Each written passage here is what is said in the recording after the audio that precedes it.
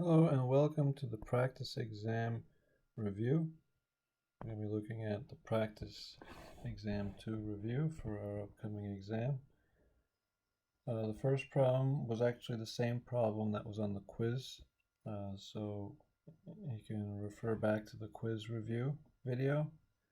This was the answer for implicit differentiation, number 1. Let's take a look at number 2.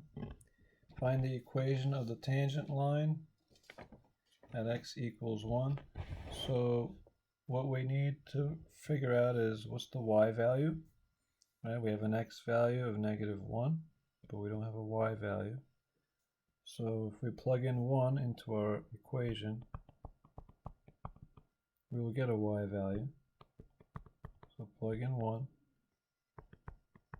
and then evaluate.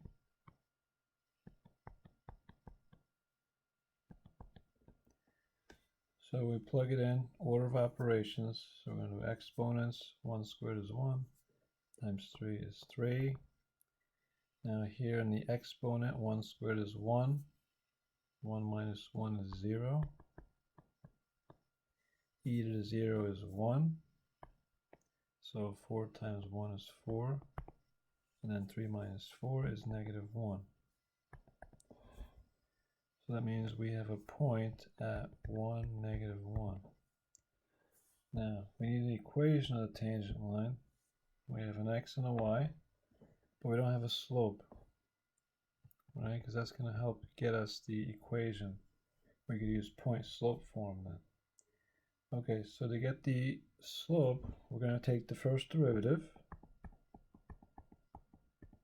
Right, so the first derivative would be it's the power rule, so we're going to 2 times 3, that's 6. Drop the power to x to the first. And then derivative of 4e to the x squared minus 1. Remember, derivative of an e exponential e to some power is itself times the derivative of the power. Okay, so we would have minus 4e to the x squared minus 1 times the derivative of x squared minus 1, which is 2x. So we have 6x minus 2 times 4, that's 8, so 8x e to the x squared minus 1. Okay, so what we want to do is figure out what's the slope at, what's the slope of this at 1? So we plug in the 1.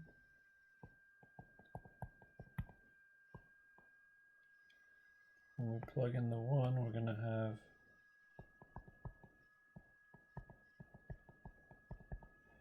six times 1, which is 6, minus, now over here again we have e to the 1 squared minus 1, so that's 8 times 1 is 8, times e to the 0.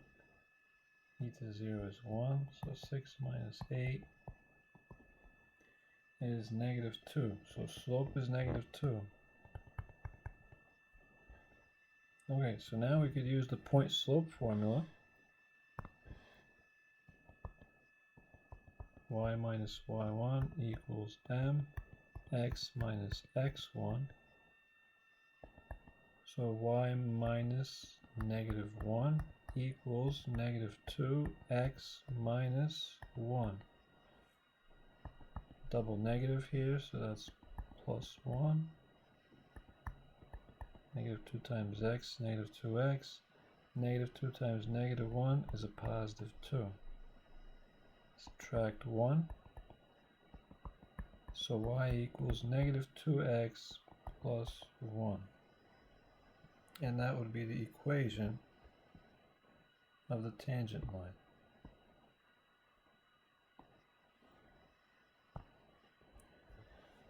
Okay, and number 3, they want to know is find the rate at which x is changing. So when they say find the rate at which x is changing, we're looking for dx dt. Okay, they give us some other information. They give us that x equals 5, p equals 9, and they're giving us p is changing at a rate of $3.2 per day. So that's dp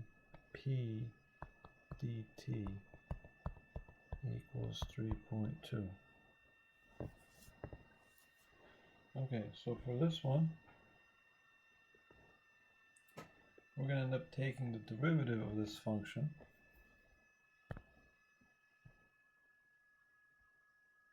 With respect to time, and then we will plug in the appropriate numbers.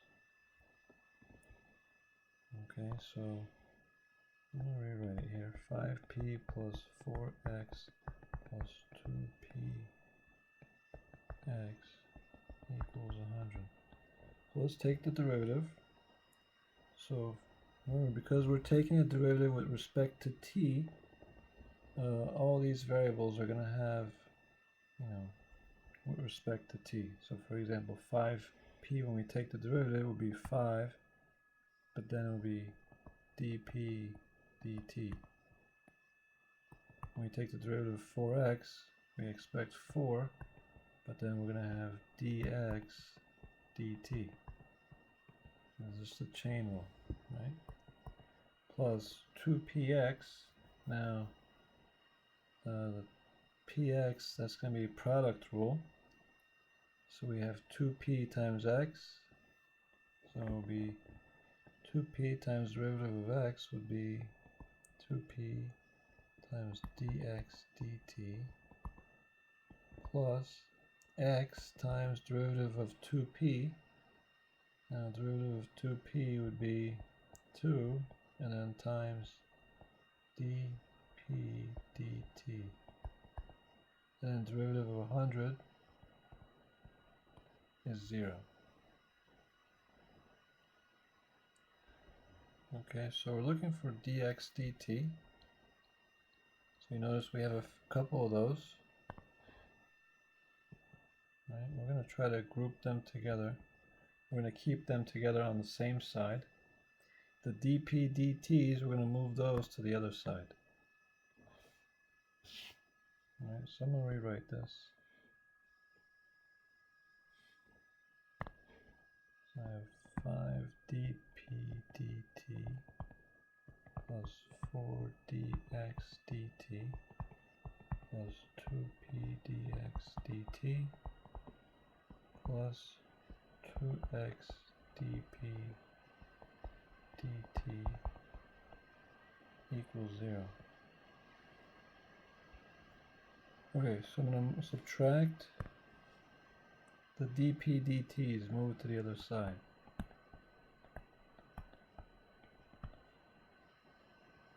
So minus the 5 and then minus 2x dp dt.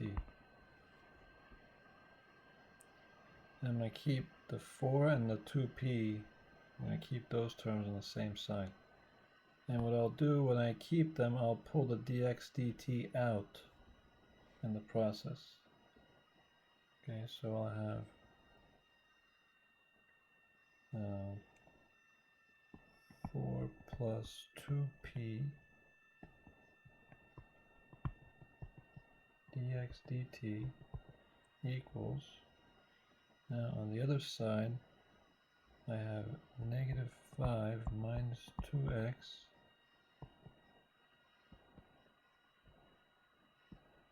dp dt.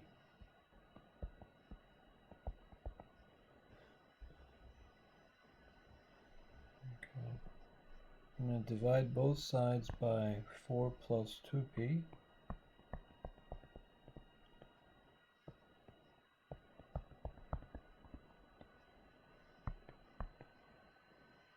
So I'm left with dx dt equals negative 5 minus 2x over 4 plus 2p times dp dt.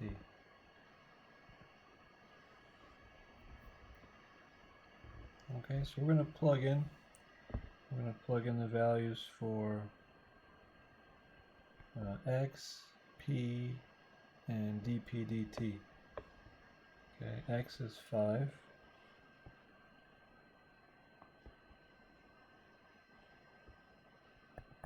So we have minus 2 times 5, 4 plus 2 times p. P is 9. dp dt was 3.2. Okay, so that gives us negative 5 minus 10 over 4 plus 18. So negative 15 over 22 times 3.2. Okay, and as simplify this, we end up with negative 2.1818, and this keeps going like this, 181818. And they wanted this to the nearest hundredth, right? To the nearest hundredth. So if it's nearest hundredth, here's the hundredth. We're going to peek over to the right. It's a 1. So this would stay as negative 2.18. Okay. Let's take a look at number 4. Total revenue in dollars from the sale of X games is modeled by the function. Find the marginal revenue to the nearest dollar when 20 games are sold. Okay, so the concept of marginal revenue means we're basically going to figure out what's the derivative of the revenue function. So when we take the derivative of 65x, we get 65.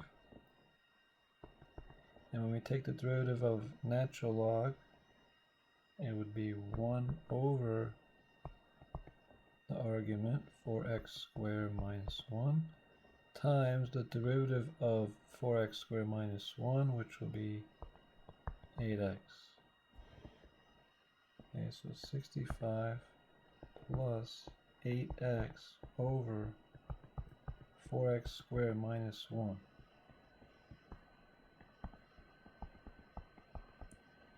Okay, so now next step is to figure out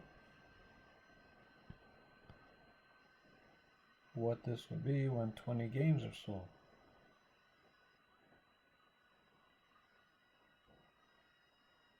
Okay, so we got to plug in 20.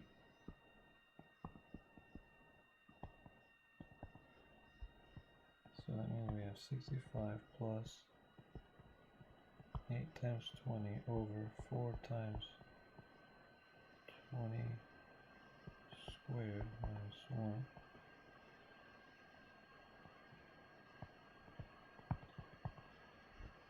Eight times 20 would be 160. 20 squared is 400. 400 times 4 would be 1600 minus 1.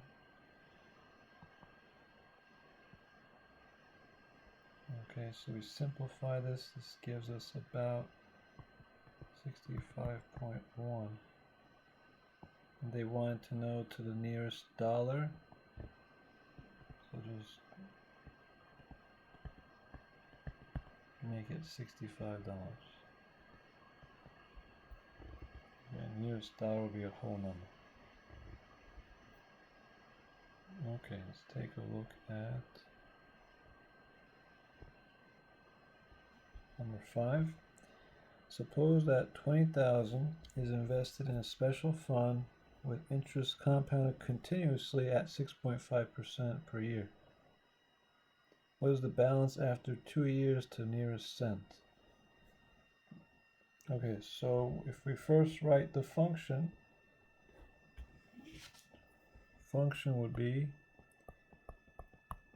P of t equals 20,000 is the P0.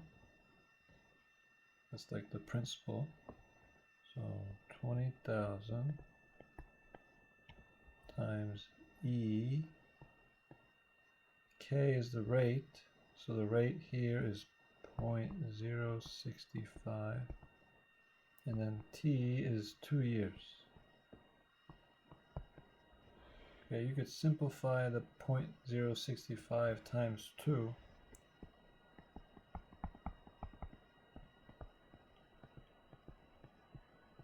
That gives us e to the 0.13.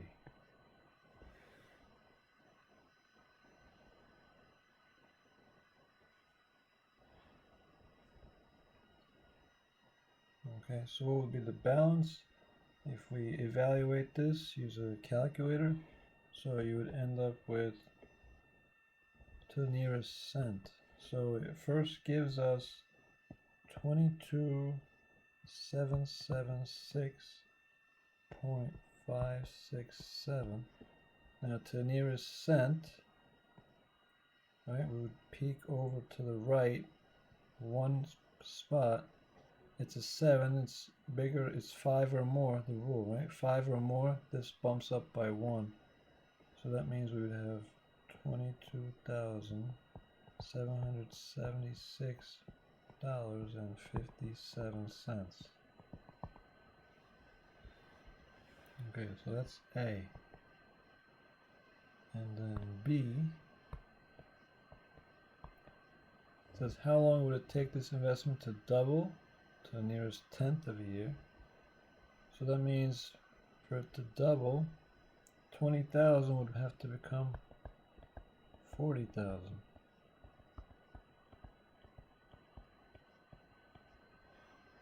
So we have 40,000 equals 20,000 e to the 0.065 t. Okay, we divide both sides by 20,000.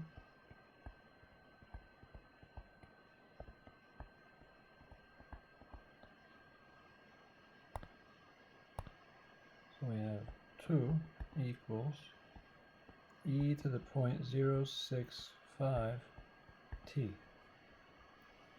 Okay, so now we're going to use our ln.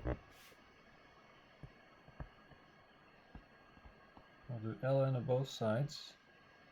So we would be left with ln of 2 equals 0.065 t. Right? The 0.065 t comes down, and then ln of e, well, ln of e is just 1.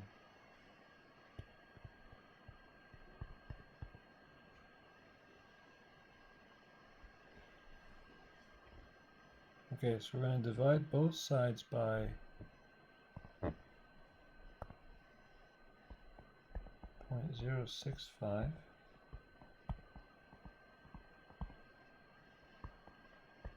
So we have t equals natural log of 2 divided by 0.065. So that would give us 10.66.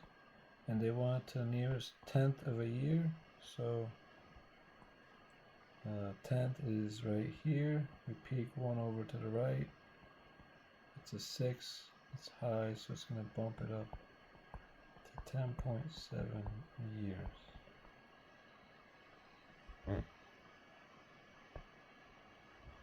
Okay, 6. Oil company is constructing an open-top, square-base, rectangular metal tank that has a volume of 108 cubic feet. What is the minimum surface area? So for an open-top, square-base, rectangular metal tank,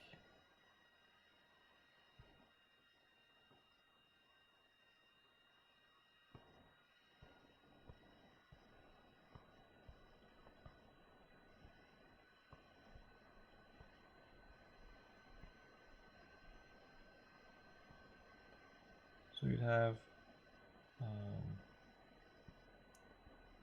it's a square base, so you have x times x, and the height would be y. Okay, so your volume formula would be x times y, so x squared y. So we equals x squared y. If we solve for y, we divide by x squared, so we would get 108 over x squared equal to y. Now, we need a formula for the surface area. Surface area, we have each of the walls would be x times y, and we have 4 walls, so that's 4xy. And then we have the square base, which is x times x, or x squared.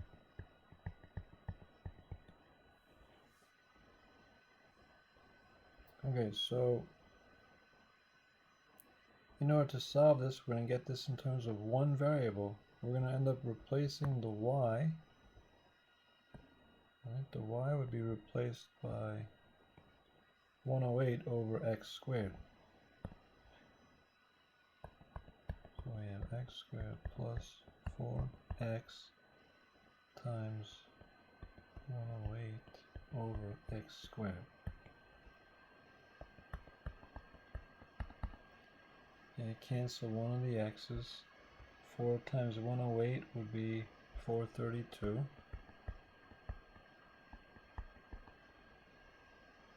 Okay, so we end up with x squared plus 432 over x.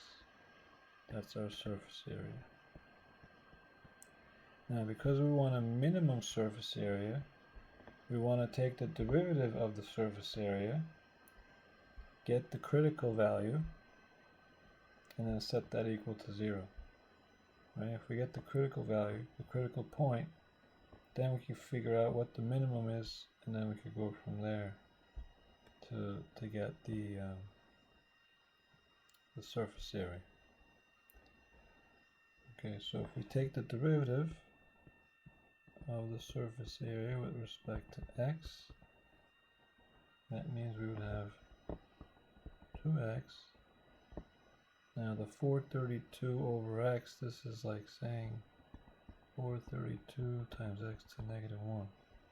So using the power rule, negative 1 times 432 would be negative 432. Drop the power, so we get times x to negative 2.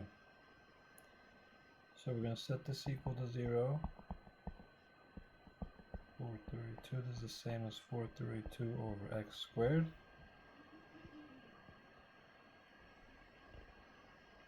Okay, add the 432 over x squared to the other side.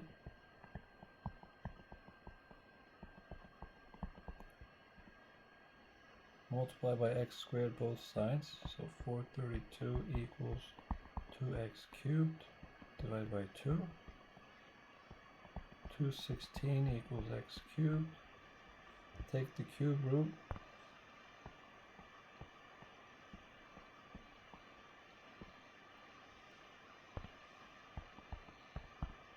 So the cube root of 216 is 6.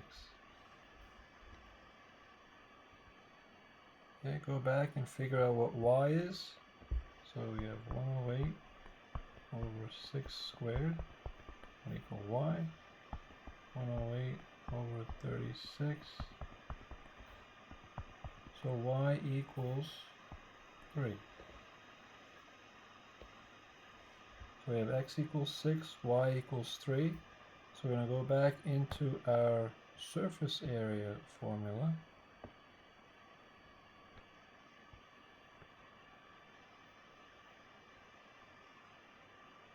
And we could plug in,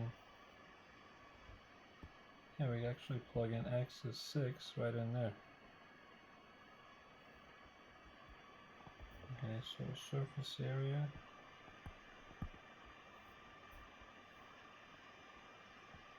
is going to equal x squared, so 6 squared plus 432 over x. 432 over 6. Okay, so it gives us 36 plus 432 over 6, that would be 72. So that means our surface area would be 108 square feet.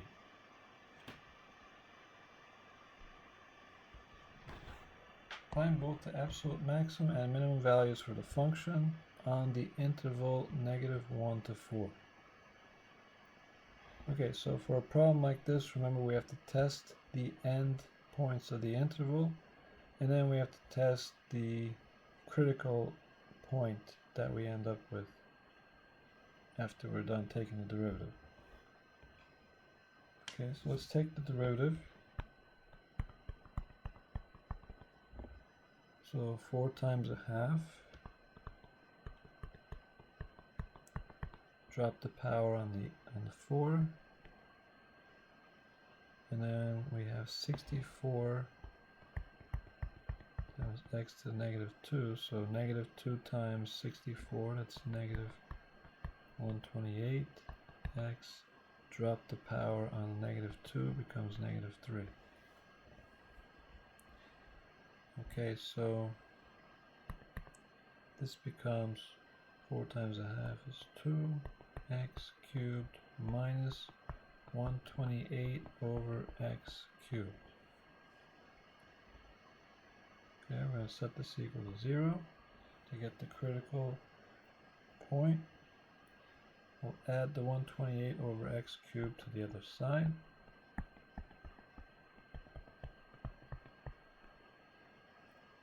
Multiply both sides by x cubed.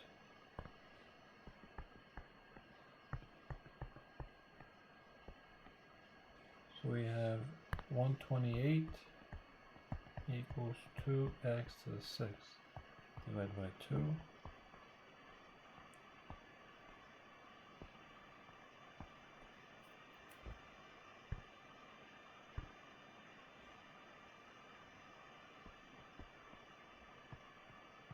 So x to the 6th equals 64. And then we could take the 6th root to undo the 6th power. So we'll end up with x equals 2. Okay, so we have -1 to 4, so we're going to figure out what happens -1. We're going to figure out what happens at 2. We're going to figure out what happens at 4. Okay, so you're going to plug in these values into your original function. Okay, so plug in -1 into the x, into both x's, get an answer. So I plugged it in already, I got 64.5. Plug in 2, when you plug in 2, you get 24. When you plug in 4, you get 132.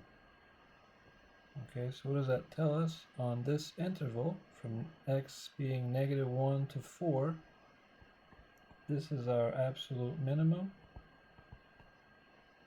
Right, when we get to 24, 24 is the minimum, that's the smallest of these values. And then the 132 is our absolute maximum.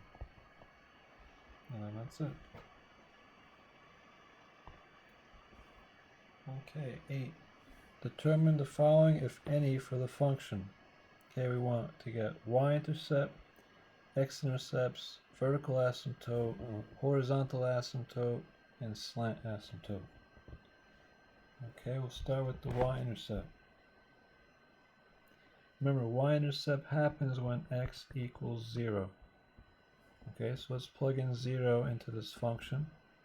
We have 0 squared minus 3 times 0 minus 4 over 2 times 0 squared minus 3 times 0 plus 1. Okay, so 0 minus 0 minus 4, so that's -4. 0 minus 0 plus 1 is 1. So that means our y-intercept is -4.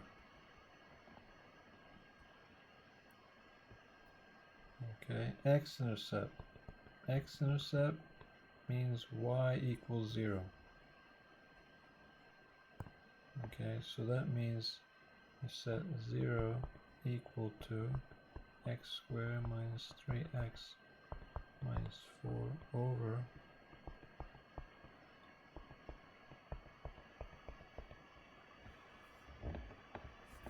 so now remember, the only way this will equal 0, right, is if the top equals 0. You can multiply both sides by the denominator, right? If you get 2x squared minus 3x plus 1 times 0, you'll get 0 equal to x squared minus 3x minus 4. Okay, so from there, we could try to factor this. And it factors nicely. X squared is just x and x. What multiplies to negative 4 and adds up to negative 3?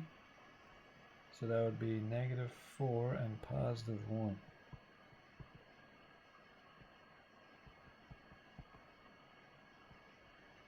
Okay, if we set each of these equal to 0, we get x equals 4 and x equals negative 1. Okay, so those are our two x-intercepts.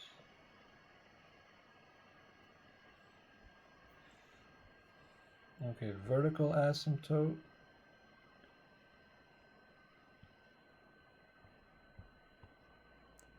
Vertical asymptote would be, remember, is when the denominator equals 0. Right, so we set the denominator equal to 0. That's when we end up with a vertical asymptote. We're going to try to factor this. This would be AC method. You're looking for two numbers that multiply to 2, right? 2 times 1. And then they have to add up to negative 3. So remember how we set this up? I set up two fractions where 2x is my numerator. Has to multiply to 2. So that's 2 and 1.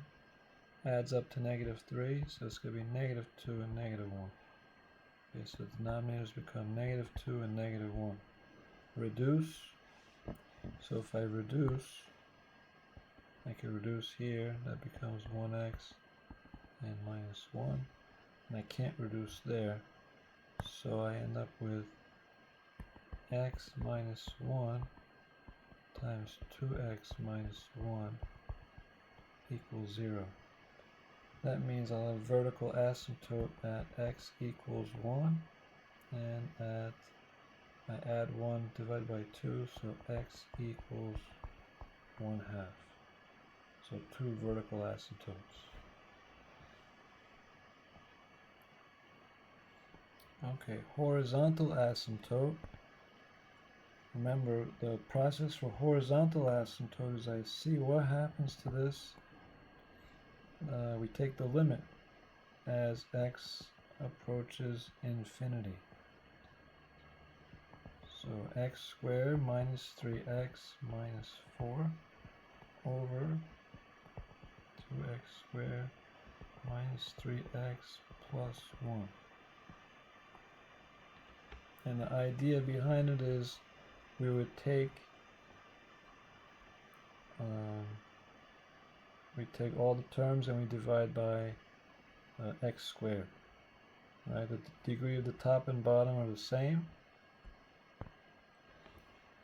So we divide by x squared, divide by x squared, divide by x squared.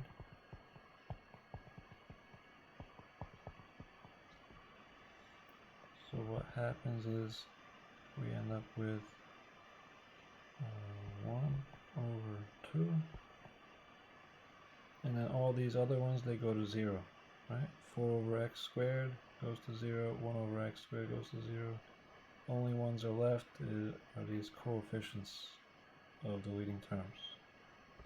And that's another way to remember it, right? Take the coefficients of the leading terms when the degrees are the same.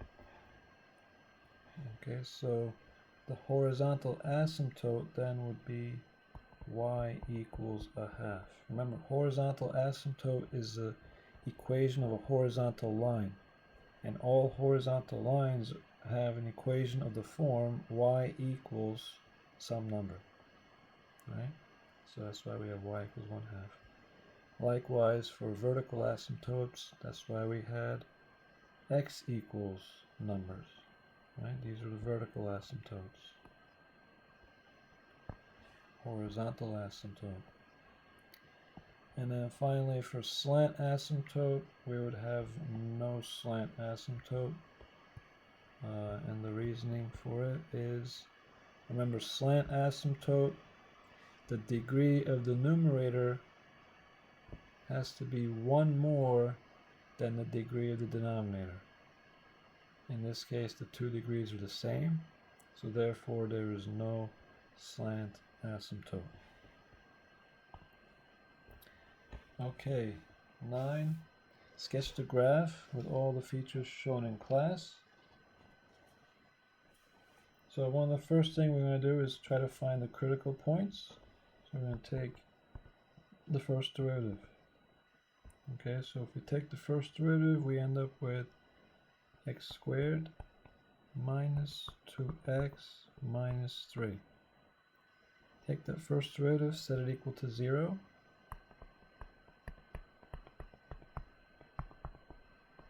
To find the critical points.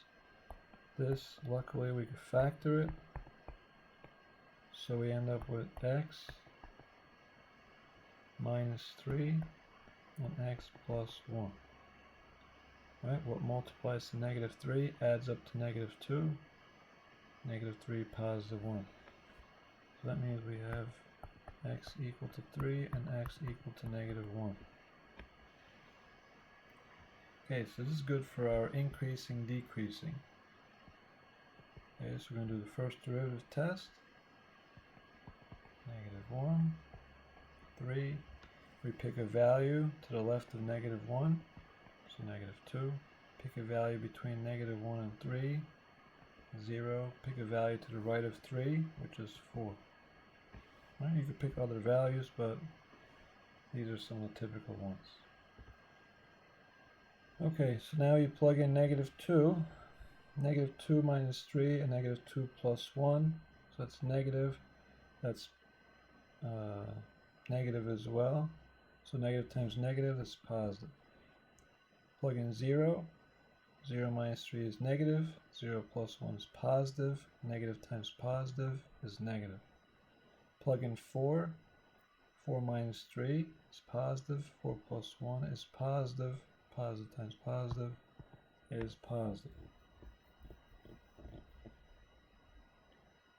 Okay, so this tells us that so far we have it's increasing, then it's decreasing, then it's increasing again. So it looks like we have a local maximum and a local minimum. Right?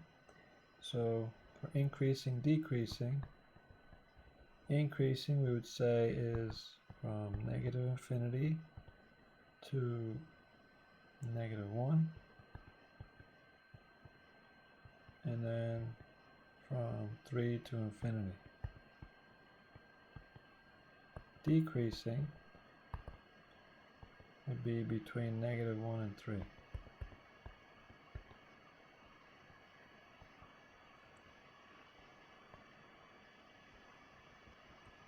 Okay, next we want to do second derivative to talk about concave up, concave down, any points of inflection. So second derivative,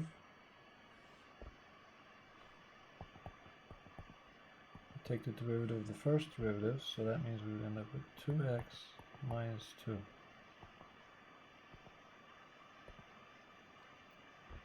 So now set this equal to 0. We can factor out of 2 and divide by 2. So x minus 1 equals 0. That means x equals 1. Okay, so let's do a second derivative test.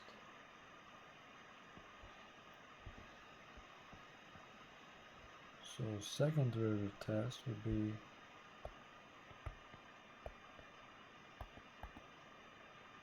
we got the 1. We can pick something to the left of 1, so we can pick 0. Pick something to the right of 1, let's pick 2. Okay, so this is our second derivative test for concavity. So we could plug in right in here. So we plug in 0, 0 minus 1, that's negative. And then plug in 2, 2 minus 1 is 1, so positive. So there's our concavity. Okay, so we know that we have concave down.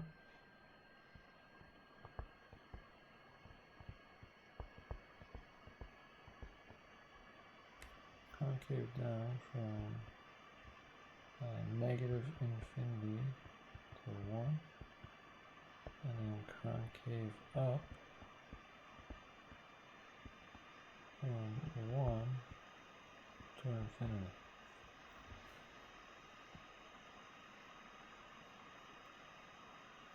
Okay, so let's find out some y values, and then we can get a graph going. Okay. So we'll make a table. So just looking at the typical x values we got. So we got from the first part, we got negative 1 and 3. We got 1. I'll get a y-intercept going. I plug in a 0. We got negative 1, 0, 1, and then 3. You could put additional points in if you want to get a better sense of the direction of the graph. But these are some typical points, right? So I went ahead and did this ahead of time. So I plugged in negative 1. I got 8/3. I plugged in 0, I got 1. Plugged in 1, I got negative 8/3. Plugged in 3, I got negative 8. Okay, so for this 1, when 1 is negative 8/3, that's my point of inflection. That's where concavity changes, right? It would change from, in this case, concave down going to concave up.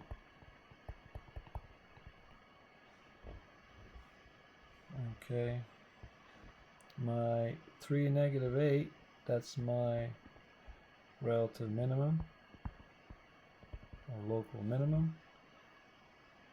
0, 1 is my y-intercept. And 8/3 is my relative maximum.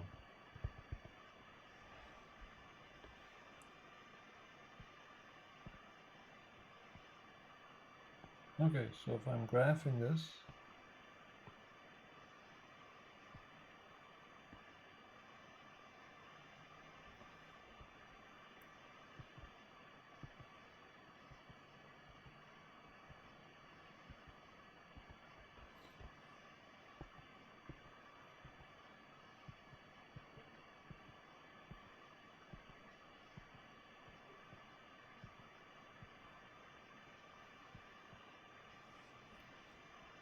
alright, so we got negative 1, 8/3, so negative 1, 8/3, that would be about here. 0, 1, let me get this in red. 0, 1. 1, negative 8/3, so that would be about here. And 3, negative 8.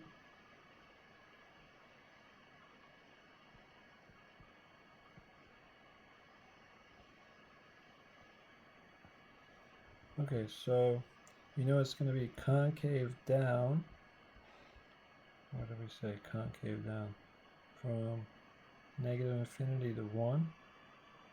And then from 1 to infinity, concave up. Okay, so it'll look kind of like this.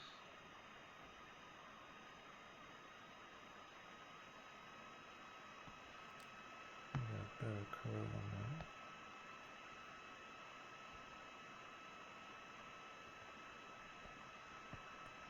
Okay, so that's what it would look like.